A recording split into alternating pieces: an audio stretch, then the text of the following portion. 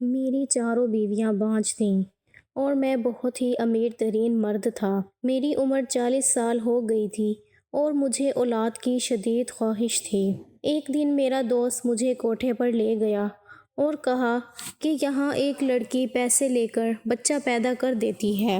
میں راضی ہو گیا۔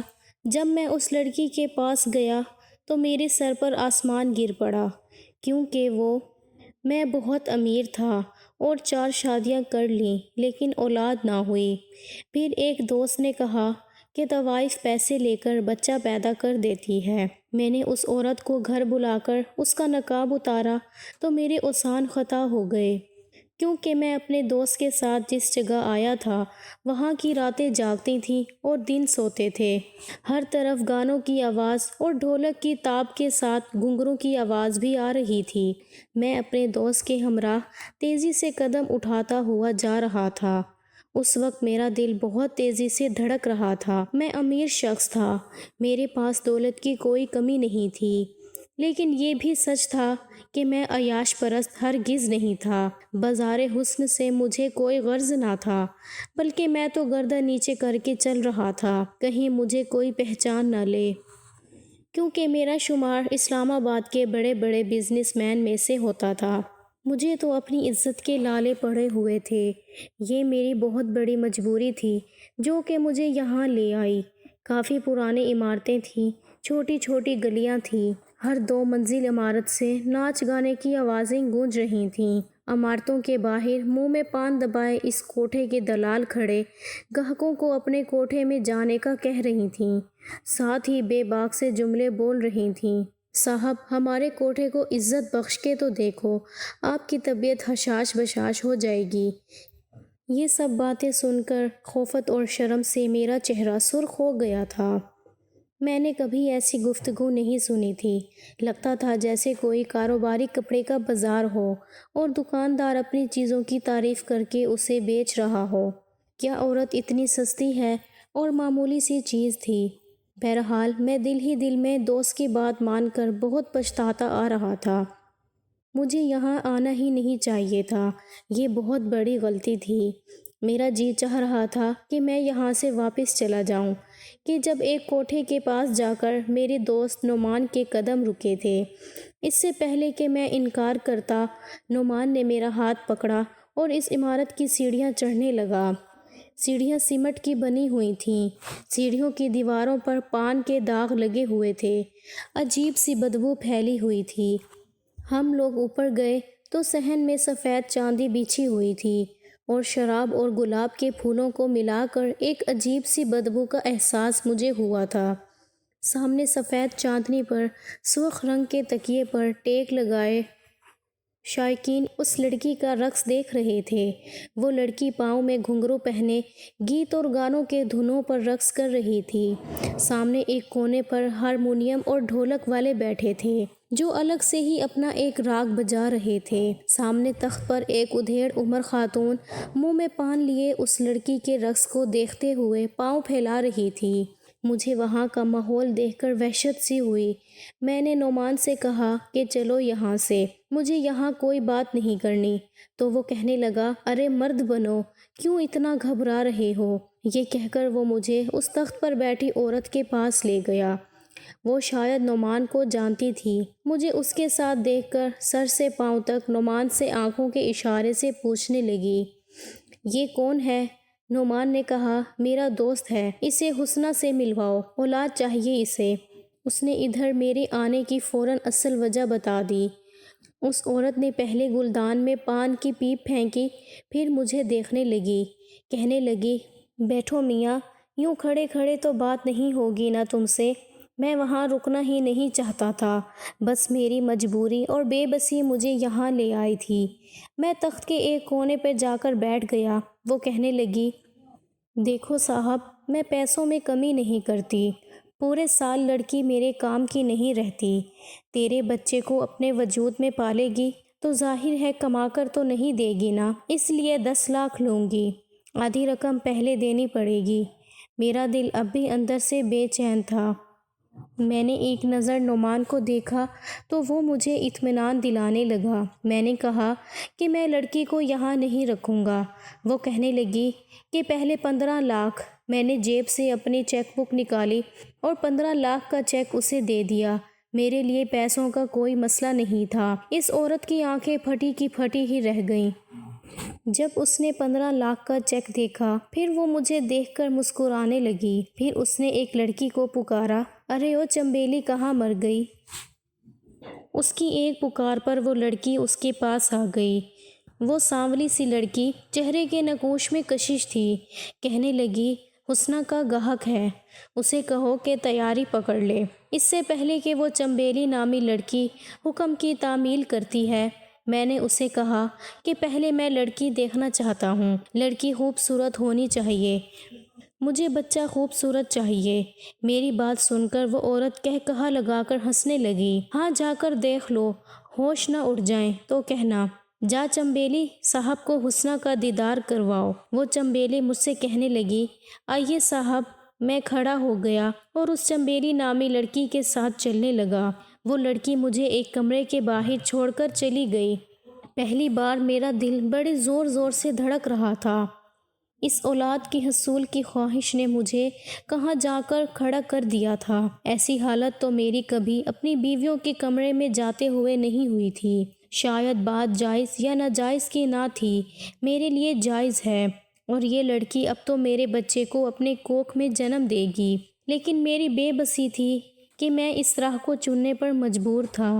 جب میں نے کمرے پر دستک دی تو اس نے کہا، کون ہے؟ آ جاؤ اندر۔ میں نے دروازہ کھولا تو سامنے ایک لڑکی آدھے گھونگھٹ نکالے سجی سنوری بیٹھی ہوئی تھی۔ میں نے بڑی مشکل سے اسے بس ایک نظر دیکھا، پھر کمرے کا دروازہ بند کر دیا اور اس کے پاس آ کر بیٹھ گیا۔ میں نے اب تک اس کا چہرہ نہیں دیکھا تھا کیونکہ وہ گھونگھٹ نکالے بیٹھی ہوئی تھی۔ میں اس کے سامنے جا کر بیٹھ گیا، لیکن خود میں اتنی ہمت نہیں ہو رہی تھی کہ اس کی طرف دیکھوں۔ شاید میرا ضمیر اس بات کی اجازت نہیں دے رہا تھا، اور وہ اس لیے کہ میں نے آج تک کوئی گناہ نہیں کیا تھا۔ جب مجھے یوں خاموش دیکھا تو وہ لڑکی کہنے لگی، کیا بات ہے صاحب، پوری رات کیا ایسے ہی بیٹھے رہو گے؟ اس لڑکی کی آواز نے مجھے چونکا دیا۔ میں نے بڑی مشکل سے اس کی جانب دیکھا جو میرے لیے بالکل نامحرم تھی۔ دیکھیں، میں اس کی قیمت دے چکا ہوں۔ میں نے بامشکل ہی اپنے ہاتھوں سے اس کا گھونگھٹ اٹھایا، اور جیسے ہی اس کے چہرے کی طرف دیکھا تو میرے ہوش اڑ گئے تھے۔ وہ تو میں ایک دولت مند امیر کبیر شخص تھا، باپ دادا کی کروڑوں کی جائیداد کا اکلوتا وارث۔ میری بدقسمتی یہ تھی کہ میں بے اولاد تھا۔ میں خاندانی رئیس تھا۔ میری پہلی شادی میرے والدین کی پسند سے ہوئی تھی۔ میری بیوی میری پھپھو ذات تھی، عمر میں مجھ سے 7 سال بڑی تھی، لیکن اخلاق کی بہت اچھی تھی۔ میری شادی کو 10 سال ہو گئے لیکن اولاد نہ ہوئی۔ دنیا جہان سے میں نے آمنہ کا علاج کروایا، لیکن وہ مجھے اولاد نہ دے سکی۔ میں نے اپنے بھی سارے ٹیسٹ کروائے، کہیں مجھ میں کوئی کمی نہ ہو، لیکن میری بیوی بانجھ تھی۔ 10 سال کا عرصہ گزرنے کے بعد میں نے آمنہ سے کہا کہ مجھے دوسری شادی کرنی ہے کیونکہ مجھے اولاد چاہیے۔ میری بات سن کر چند دن تو بہت روئی، پھر اس نے مجھے دوسری شادی کی اجازت دے دی۔ لیکن پھر تو جیسے وقت ایسے ہی گزرنے لگا جیسے 5 سال میں نے اپنی 4 بیویوں کے ساتھ گزارا، لیکن مجھے اولاد نہ ہوئی۔ 25 سال میں نے شادی شدہ زندگی کے گزارے تھے۔ میری عمر اب 40 سال کی ہو گئی تھی۔ میں اپنی بیویوں کا علاج کروا کے تھک چکا تھا۔ نہ جانے کیا مسئلہ تھا، ہر بار میری رپورٹ ٹھیک آتی، بس بیویاں یہ صلاحیت نہیں رکھتی تھیں۔ کبھی کبھی میری عقل اس بات کو تسلیم ہی نہیں کر پاتی تھی۔ مسئلہ ایک بیوی میں ہوتا تو سمجھ آتی، 4 بیویوں میں ایک ہی مسئلہ تھا۔ بہرحال اب میں 5ویں شادی نہیں کر سکتا تھا، اس لیے مجھے اپنی ایک بیوی کو چھوڑنا تھا۔ لیکن میری ساری بیویاں ہی نیک اور بہت اچھے اخلاق کی مالک تھیں۔ میں کیسے ان میں سے کسی ایک کے ساتھ زیادتی کرتا؟ لیکن عمر کے جس حصے میں پہنچ چکا تھا آگے بڑھاپا ہی بڑھاپا تھا، اس لیے اب تو مجھے اولاد جلد از جلد چاہیے۔ میں نے اسی سلسلے میں جب نعمان سے بات کی تو اس نے مجھے یہ راستہ بتا دیا جو سراسر گناہ کا تھا۔ پہلے تو میں نے فوراً سے انکار کر دیا۔ میں نے کہا کہ میں خاندانی شریف انسان ہوں، ایک طوائف سے کیوں اولاد پیدا کروں گا؟ وہ کہنے لگا کہ پھر ایک بیوی کو طلاق دے دو، تمہاری پہلی بیوی بھی اب بیمار رہنے لگی ہے۔ نعمان کی بات سن کر میں نے کہا اس وقت ہی تو اسے میری سب سے زیادہ ضرورت ہے، میں اسے کیوں چھوڑ دوں؟ وہ مجھ سے کہنے لگا کہ پھر اپنی عمر دیکھ لو، بڑھاپے میں تم قدم رکھ چکے ہو، بس وقت گزرنے کے ساتھ ساتھ اولاد ہونے کے چانسز بھی کم ہو جائیں گے۔ بات تو نعمان کی ٹھیک تھی، مجھے اولاد چاہیے تھی۔ نعمان کہنے لگا کہ جو میں بتا رہا ہوں اسے تجھے بچہ بھی ہو جائے گا اور تمہیں 5ویں شادی بھی نہیں کرنی پڑے گی۔ پھر تم دنیا کو کہہ دینا کہ 4 بیویوں میں سے کسی ایک سے بچہ ہوا ہے، کسی کو کچھ بھی خبر نہیں ہوگی۔ میں کافی دن تک اسی بات پر سوچتا رہا۔ اولاد کا حصول اس وقت میرے لیے بہت ضروری تھا، ورنہ میرا نام لینے والا کوئی بھی نہ ہوتا۔ پہلے تو میرا جی چاہا کہ میں اپنی بیویوں سے مشورہ کرتا ہوں، لیکن ظاہر ہے وہ مجھے کبھی بھی ایسا مشورہ نہیں دیں گی۔ میں بے حد پریشان تھا۔ انہی دنوں میں اپنی اولاد کے حصول کے لیے بھی پریشان تھا، اور دوسری طرف میری پہلی بیوی پہلے سے بھی زیادہ بیمار رہنے لگی تھی۔ میں نے اپنی باقی بیویوں سے اجازت لی اور زیادہ وقت پہلی بیوی کو ہی دینے لگا۔ خود سے 3 سوتنیں اس نے برداشت کی تھیں، لیکن میری بیوی میں یہ بات تھی کہ لڑائی جھگڑا بالکل نہیں تھا، آپس میں مل جل کر رہتی تھیں۔ پھر میں نے شادی کے معاملے میں اب تک کم عمر لڑکی کا انتخاب نہیں کیا تھا۔ میری باقی تینوں بیویاں بھی اچھی عمر کی تھیں، کوئی یتیم تو کوئی بے سہارا۔ میں نے شادی ایسی ہی لڑکیوں سے کی تھی تاکہ انہیں سہارا بھی مل جائے اور مجھے اولاد۔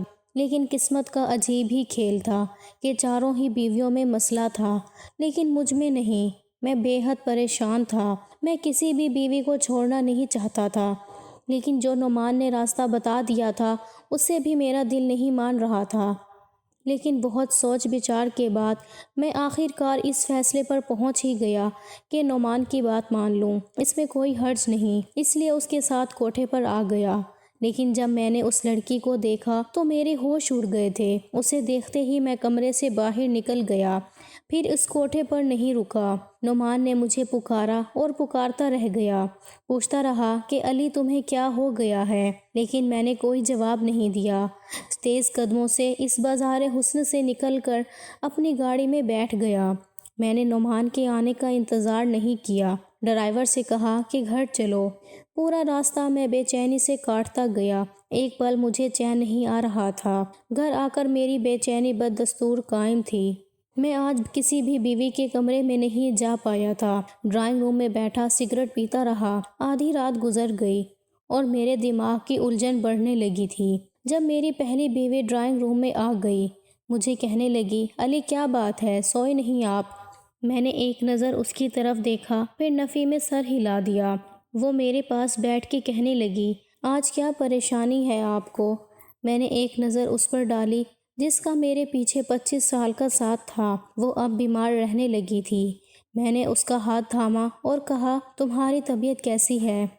کہنے لگی مجھے اپنے بچنے کی امید نہیں ہے، میرے پیٹ میں بنی ہوئی رسولیاں پھٹ کر کینسر کی شکل اختیار کر گئی ہیں۔ آپ بھی جانتے ہیں، میں جانتا تھا یہ چند مہینوں کی مہمان ہے، اس لیے اب سارا وقت اسی کے پاس گزارتا۔ میرے کندھوں پر اس نے سر رکھ دیا تو میں نے بھی اسے اپنے حصار میں لے لیا۔ میں نے کہا میں سوچ رہا ہوں کہ تمہیں لندن لے جاؤں، وہاں تمہارا علاج کرواؤں۔ میری بات پر کہنے لگی کوئی فرق نہیں پڑے گا، وقت گزر چکا ہے میرے علاج کا، بس آپ میری خواہش پوری کر دیں، مجھے طلاق دے کر شادی کر لیں۔ اس کی بات پر میں نے اس کی طرف دیکھا تو وہ کہنے لگی میں اسی گھر میں ایک کمرے میں رہ لوں گی، لیکن میں مرنے سے پہلے آپ کا بچہ دیکھنا چاہتی ہوں۔ اس کی بات سن کر میری آنکھوں کے سامنے حسنہ کا چہرہ گھومنے لگا۔ میں نے اسے کہا کہ میں تمہیں اتنا بڑا غم نہیں دے سکتا، پہلے ہی تم پر سوتنے لا چکا ہوں، شاید اس بیماری سے تم دو چار ہوگی۔ وہ کہنے لگی ایسا نہیں ہے، میں تو یہ سمجھتی تھی کہ آپ صاحب اولاد ہو جائیں، مگر یہ نہیں پتا تھا کہ میرا سایہ آپ کی باقی بیویوں کو بھی ایسا ہی کر دے گا۔ یہ کہہ کے وہ رونے لگی۔ میں نے کہا ایسا کچھ نہیں ہے، مت ایسا سوچو، اولاد شاید میرے نصیب میں ہی نہیں تھی۔ میری بات سن کر وہ کہنے لگی آپ نے شادی ہمیشہ بے سہارا لڑکیوں سے ہی کی تاکہ آپ کی کوئی نیکی اللہ کو پسند آ جائے، تو پھر رات کے اس طوائف خانے سے کیوں بھاگ کر واپس آ گئے؟ اس کے منہ سے یہ سن کر مجھے حیرت کا جھٹکا لگا۔ میں نے کہا تمہیں کس نے بتائی میری بات؟ اس نے ایک گہری سانس لی اور کہنے لگی وہ چھوڑ دیں، میری بات کا جواب دیں۔ میں نے کہا میرا دل نہیں مانا، کیونکہ وہ طوائف ہے، پھر بہت کم عمر ہے، بس 18 سال کی لڑکی ہے۔ اسے دیکھ کر تو مجھے اس پر ترس آ سکتا ہے، پتہ نہیں اس کم عمر میں اس بیچاری سے یہ گھٹیا کام کیوں لیا جا رہا ہے۔ میں اسی لیے وہاں سے واپس آ گیا تھا۔ وہ لڑکی 18 سال سے بڑی نہ تھی، بے شک بے حد حسین تھی، مگر کم عمر تھی۔ اگر میری شادی کے بعد میری بیٹی ہو جاتی تو شاید اس لڑکی سے بھی زیادہ پیاری ہوتی۔ میری بیوی کہنے لگی اسی سے نکاح کر لیں علی۔ اس کی بات پر میں نے کہا ہوش میں تو ہو تم، ایک طوائف کب کسی سے شادی کرتی ہے؟ پھر اس کی مالکن مجھے یہ قدم کیوں اٹھانے دے گی؟ پھر وہ بہت چھوٹی ہے۔ اس کے پاس جاتے ہوئے مجھے شرم آئی تھی۔ میری بیوی کہنے لگی کہ ہو سکتا ہے آپ اسے اس کوٹھے سے آزاد کروانے میں کامیاب ہو جائیں تو اللہ آپ کو صاحب اولاد کر دے۔ اپنی بیوی کی بات سن کر میں چپ سا ہو گیا تھا۔ کچھ دن میں اسی بارے میں سوچتا رہا، پھر یہ سوچ کر میں اس سے نکاح کر لیتا۔ کیا پتہ اللہ کو میری یہی بات پسند آ جائے اور مجھے اولاد ہو جائے، حسنہ بھی اس کوٹھے سے بچ جائے۔ میں اگلے روز ہی کوٹھے پر گیا۔ میری نیت اس لڑکی کو اس ماحول سے نکالنے کی تھی۔ میں نے 1 کروڑ کا چیک اس عورت کے ہاتھ میں رکھ دیا۔ وہ کبھی مجھے دیکھ رہی تھی تو کبھی اس چیک کو، پھر کہنے لگی اتنی بڑی رقم کیوں؟ میں نے کہا کہ مجھے حسنہ سے نکاح کرنا ہے اور اس کے بعد اس کا اس کوٹھے پر کوئی تعلق نہیں۔ وہ لالچی عورت تھی، اس لیے فوراً مان گئی۔ میں نے پہلی بیوی کو اس کی خواہش کے مطابق طلاق دے دی۔ وہ میرے ہی گھر میں ایک کونے میں ایک کمرے میں رہتی تھی۔ میں اس کے سامنے تو نہیں جاتا تھا، لیکن اس کی ہر چیز کا خیال رکھنے کی پوری کوشش کرتا تھا۔ میں نے چند لوگوں کی موجودگی میں حسنہ سے نکاح کر لیا اور اسے اپنے ساتھ اپنے گھر لے آیا۔ وہ پھٹی پھٹی آنکھوں سے میرا محل نما گھر دیکھ رہی تھی۔ علی صاحب یہ سب تمہارا ہے، تم تو بہت امیر ہو، میرے ساتھ ساتھ تو بہت کچھ خرید رکھا ہے۔ میں عمر میں اس سے بہت زیادہ بڑا تھا۔ اس کا لہجہ سن کر مجھے برا سا لگا تھا، کیونکہ میں اس کا گاہک نہیں بلکہ شوہر تھا۔ میں نے اپنی تینوں بیویوں سے حسنہ کا تعارف کروایا، پھر اسے اپنی پہلی بیوی سے ملوایا۔ آخر میں نے اپنے تیسرے نمبر کی بیوی سے کہا وہ کمرے میں چھوڑ آئے۔ میں ڈرائنگ روم میں سگریٹ پی رہا تھا۔ نہ جانے کیوں کمرے میں جانے کی میری ہمت نہیں ہو رہی تھی۔ میری پہلی تینوں بیویاں باکردار نیک سیرت کی مالک تھیں، اور یہ لڑکی، اس کی زندگی میں آنے والا میں پہلا مرد نہ تھا۔ ہمدردی اپنی جگہ، لیکن ایک بیوی کے روپ میں قبول کرنا آسان کام نہیں تھا۔ لیکن اولاد کی خاطر میں یہ کڑوا گھونٹ بھی پینے کو تیار تھا۔ میں نے سوچا شاید اللہ کو میری یہ نیکی پسند آ جائے۔ میں اپنی ہمتوں کو جمع کر کے کمرے میں گیا۔ اس وقت تک حسنہ سو چکی تھی۔ وہ بہت ہی کم عمر تھی۔ بے شک میں نے 4 شادیاں کی تھیں، لیکن اتنی چھوٹی اور کم عمر لڑکیاں ان میں سے کوئی بھی نہیں تھی۔ میں نے پھر اسے بھی سونے دیا اور خود بھی سو گیا۔ صبح جب میری آنکھ کھلی تو حسنہ مجھے بڑی حیرت سے دیکھ رہی تھی۔ میں نے رات سے کچھ نہیں کہا تھا، شاید اسی لیے مجھے یوں حیرت سے دیکھ رہی تھی۔ میں نے اٹھ کر اسے کہا کہ وہ ناشتہ کر لے، رات بھی اس نے کچھ ٹھیک سے نہیں کھایا۔ یہ کہہ کر میں کمرے سے باہر نکل گیا۔ کچھ دیر بعد حسنہ بھی باہر آ گئی۔ میری باقی بیویوں کے ساتھ ناشتہ کیا۔ میری عادت تھی کہ میں باری باری سب بیویوں کو اپنے ہاتھ سے ایک ایک نوالا ضرور کھلاتا تھا۔ چاروں بیویوں کے ساتھ میں نے آج تک انصاف والا معاملہ ہی رکھا تھا۔ چند دنوں میں نے حسنہ سے کسی قسم کا کوئی رشتہ قائم نہ کیا۔ ہاں، اس سے اچھے سے بات چیت ضرور کی تھی۔ چند ہی دن گزرے تھے کہ مجھ سے کہنے لگی صاحب مجھے یہ بتائیں کہ آپ نے اتنے پیسے دے کر مجھے خریدا کیا؟ میں اس کے منہ سے یہ سن کر حیران ہو گیا تھا۔ میں نے کہا، یہ بات کیوں کی تم نے؟ میں نے تمہیں خریدا نہیں ہے بلکہ تم سے نکاح کیا ہے۔ مجھے اس کی یہ بات بری لگی تھی تو کہنے لگی، میں جانتی ہوں نکاح سے پہلے آپ 1 کروڑ کی رقم آپ نے ادا کی ہے۔ مجھے تو لگا تھا کہ آپ ایک رات بھی صبر نہیں کریں گے، مجھ سے اپنے پیسے وصول کرنے کی کوشش کریں گے، لیکن آپ تو… میں اس کی بات سن کر حیران ہو گیا۔ اس کی بات پر مجھے شدید غصہ آنے لگا، اور وہ مزید ایسا ہی کچھ بولتی تو شاید میں اس کے منہ پر کوئی تھپڑ ہی زور سے مار دیتا، لیکن وہ چپ ہو گئی تھی۔ میں نے کہا، تم میری بیوی ہو، سمجھی، کوئی بازارو نہیں، ایسی بات مجھ سے مت کرنا، اور نہ چاہتے ہوئے میرا لہجہ بلند ہو گیا۔ مجھے غصے میں دیکھ کر وہ کہنے لگی، ہم سب ایسے ہی باتیں کرتی ہیں صاحب، میں نے تو ہوش سنبھالتے ہی مرد کے ایسے ہی رخ دیکھے، نوچ کھانے والے، جنونی، بربریت کا نشان بنانے والے، بھوکے کتے جیسے۔ مجھے حیرت ہوتی ہے کہ آپ کیسے مرد ہو جس نے میری سب سے بڑی قیمت ادا کی ہو، لیکن پہلی رات مجھے سکون سے سونے دیا۔ مجھے حیرت ہوئی، ورنہ میں تو تیز بخار میں بھی کوئی مجھے بخشتا نہیں تھا۔ یہی کہتے تھے کہ تیری قیمت اس لیے نہیں بھری کہ تیرے بخار کا لحاظ کریں۔ یہ کہتے ہوئے ٹپ ٹپ آنسو اس کی آنکھوں سے گر گئے تھے۔ پھر اس نے اپنی بازو دکھائی، بازو بری طرح سگریٹ کے نشانوں سے جلا ہوا تھا۔ ایسی بے بسی دیکھ کر میں نے زور سے آنکھیں بند کر لیں۔ کہنے لگی، یہ دیکھیں تو آپ میرے ساتھ یہ سب کرتی ہیں۔ میں نے تو آج تک مرد کو ایسے دیکھا، لیکن تم نہ جانے کیسے ہو، سب میں سے الگ ہی ہو۔ مجھے خرید کر بھی تم نے مجھے استعمال نہیں کیا۔ میں نے کہا، تم میری بیوی ہو، اور اللہ نے بیوی کے ساتھ نرمی کا معاملہ کرنے کا حکم دیا ہے، اور تم تو ہو بھی کم عمر، نازک سی۔ میں سمجھ نہیں پا رہا تھا کہ میں تمہارے پاس آؤں۔ بہرحال ایک رات میں حسنہ کی سنگت نے مجھے تڑپا کے رکھ دیا۔ اس کے وجود پر لگے گھاؤ دیکھ کر میرا دل چھری سے کٹنے لگا تھا۔ 18 سال کی لڑکی کے ساتھ جو ظلم کیے گئے تھے بالکل غیر انسانی تھے۔ بہرحال وقت کے ساتھ ساتھ حسنہ کے زخم بھی بھرنے لگے، اور منہ سے کہتی ہے، آپ نے مجھ بدکار کو نکاح کے رشتے سے معتبر بنا دیا ہے۔ وہ میرے اخلاق اور محبت سے بہت متاثر تھی۔ آہستہ آہستہ اس کی زبان بھی ٹھیک ہو گئی، وہ منہ سے ادب سے بات کرنے لگی۔ میری شادی کے چند مہینے بعد ہی مجھے وہ خوشخبری مل گئی جس کی میں نے بہت دعائیں کی تھیں۔ حسنہ امید سے تھی، اور مجھے تو اپنے کانوں پہ یقین نہیں آ رہا تھا۔ میں اپنے رب کے حضور سجدے میں رو رو کر شکر ادا کرنے لگا۔ 9 مہینے تک میں نے حسنہ کا بہت خیال رکھا، بلکہ اسے بستر سے پاؤں تک نیچے نہیں اتارنے دیا۔ لیکن جب ڈلیوری کا وقت قریب آیا تو میں لیبر روم کے باہر بہت ہی بے چینی سے چکر کاٹ رہا تھا، جب لیڈی ڈاکٹر آئی اور بے حد پریشان تھی۔ مجھ سے کہنے لگی کہ آپ کی بیوی کی حالت ٹھیک نہیں ہے، یا تو ہم ماں کو بچا سکتے ہیں یا پھر بچے کو۔ یہ سن کر تو میرے ہوش ہی اڑ گئے تھے۔ مجھے اتنے عرصے بعد اولاد کی خوشی مل رہی تھی، لیکن میرے سامنے ایک آزمائش کھڑی تھی۔ اس وقت میری حالت کیا تھی اور کیا ہو سکتی تھی، یہ وہی شخص جان سکتا تھا جس پر یہ سب بیتا ہوا تھا۔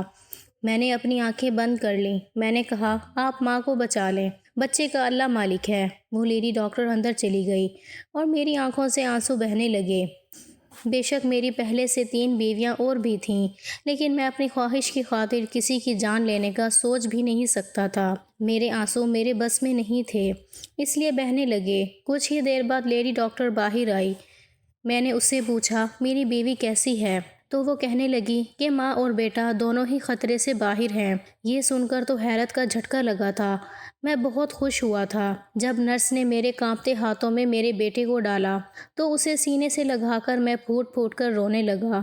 میرے رب نے مجھے میرے صبر کا بہترین انعام دیا تھا۔ بے شک وہ اپنے بندوں پر زیادہ بوجھ نہیں ڈالتا جو وہ اٹھا نہ سکے۔